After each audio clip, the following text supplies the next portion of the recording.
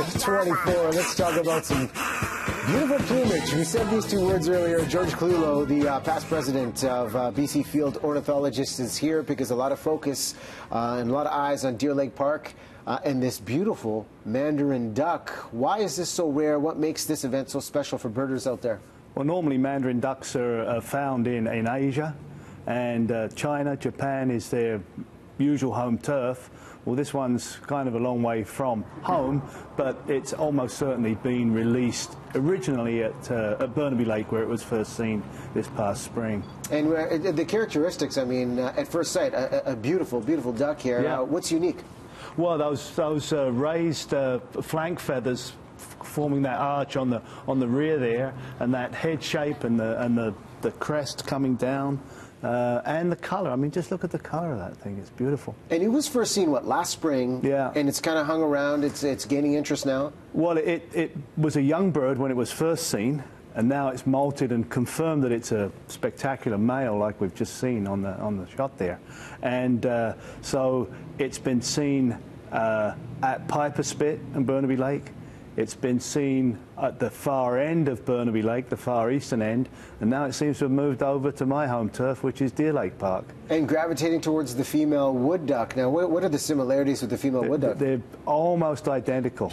So the two males of the two species, which are closely related, are quite different in some ways, but the two females are very, very similar. They've got that teardrop white eye ring going back, and they're brownish with the streaks on the front and a little bit of iridescence on the back. But they're very, very similar. And for people that want to appreciate the beauty of these ducks, we kind of talked about etiquette of bird watching out there, but what is always important to keep in mind if you want to capture a glimpse for yourself?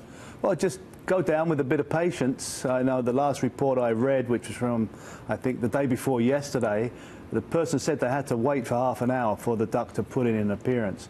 So be patient, find the wood ducks, and then hang around looking at the wood ducks, because Mr. Mandarin duck will probably show up there. It's becoming a celebrity in the park itself. But native habitat, you've seen this Mandarin duck in its native habitat. Tell us about that. In Japan, yeah. So they're the ones, I think there's a photograph somewhere maybe coming up. Yeah, there's a pair there. So you can see that the female wood duck we were just looking at is very, very similar to that female Mandarin duck there. That picture was taken in Meiji Jingu Park in Tokyo. So one of the big city parks in Tokyo. And the number of similar species that we're talking about in the Mandarin duck family category, how many are there? There's just two. Just two? Just two. Mandarin duck in Asia and wood duck in North America. Closely related. Both males, spectacular plumage. Females very similar, but live in different parts of the world.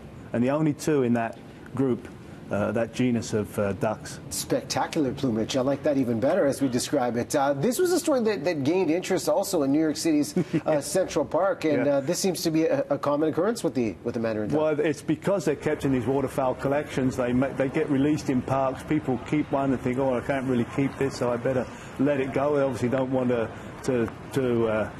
get rid of it, so they let it go in a city park, and that's often some of our animals get introduced in city parks.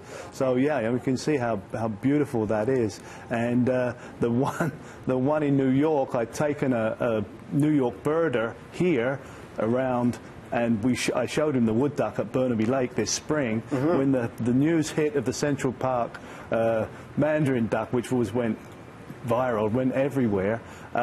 He emailed me and said, "Didn't we see one in Burnaby Lake?" I said, "Yeah." I said, "And your one in New York has a band on its leg, which almost guarantees that it's, released from a collection, whereas our one in Burnaby Lake doesn't have a band, so it's, unencumbered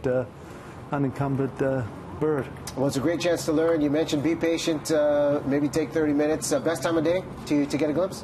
Pretty much all day, yeah. No particular time. You don't have to be down there crack of dawn or anything for these guys. No, they're just swimming around on the lake surface, so any time of day will do it. When the light's good, enjoy the full colors of the bird. Done deal. All right, thank you so much for coming on. Thank you. All right, we'll take a break from the bird.